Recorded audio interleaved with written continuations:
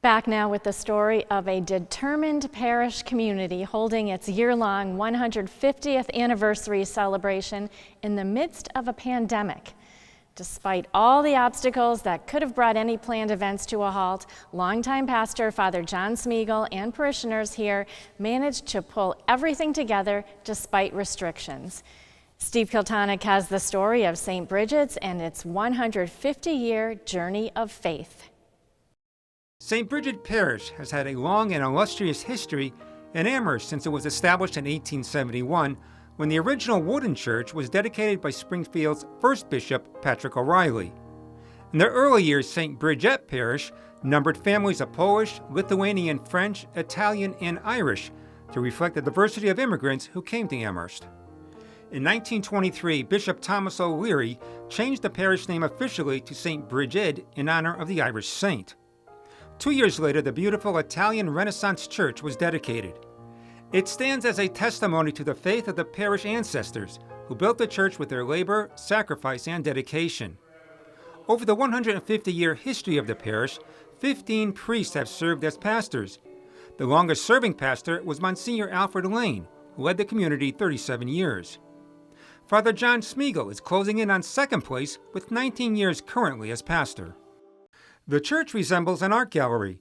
There's paintings, stained glass windows created by the world-renowned Franz Mayer & Company of Germany, and a wooden statue of Mary, the Immaculate Conception, which was created by the Spanish government for the 1915 International Exposition in San Francisco. When you look at the stained glass windows, when you look at any of the artwork here at St. Brigid's, you have to kind of recall those people that made it all possible.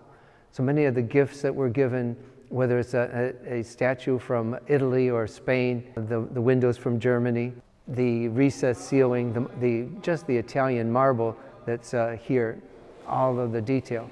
So it's really magnificent. It's a magnificent church. The 150-year anniversary of the parish culminated on May 16th with an anniversary mass celebrated by Springfield Bishop William Byrne, along with Father Smeagol and Father Henry Dorsch. Leading up to the mass, St. Brigid's year-long series of anniversary activities, like this lecture on the stained glass windows, were held despite the pandemic, although in a revised form. The theme for the whole 150th is the past, the present, and the future.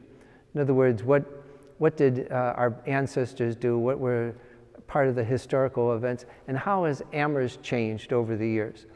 Father Smeagol said that many of the people that were or still are part of the parish went on to not only be well-educated, but made substantial contributions to society.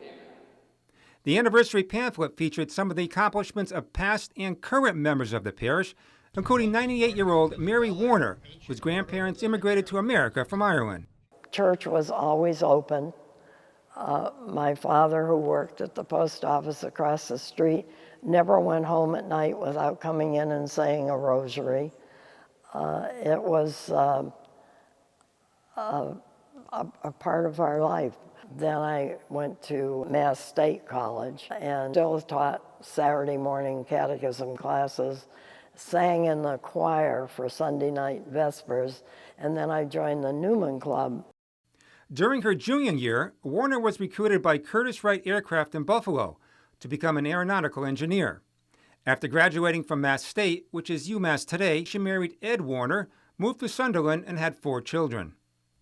Warner returned to St. Brigid's after St. James Parish in South Deerfield closed, and both became active in the church. 97-year-old Martha Tidlin has been a parishioner of St. Brigid since 1949, when her family moved from Shelburne Falls. Tidlin's parents were devout Catholics. She recalls her father, who worked for the New England Power Company. I can just picture his hands saying the rosary. As soon as he got into church, out came the rosaries. And I always remember my dad with those gnarled hands saying his rosary so faithfully. Tidlin married husband Alfred, and they had 3 children. She was active with the Daughters of Isabella and was presented with the Leona Duvall Award for dedication to service at St. Brigid's. What do you think makes this parish sort of unique among other parishes? I think it's the people. You know, you go to Mass and everybody speaks to you, you know, and they welcome you, and They're just friendly to each other. David Casey and his family have been part of the parish family for 32 years.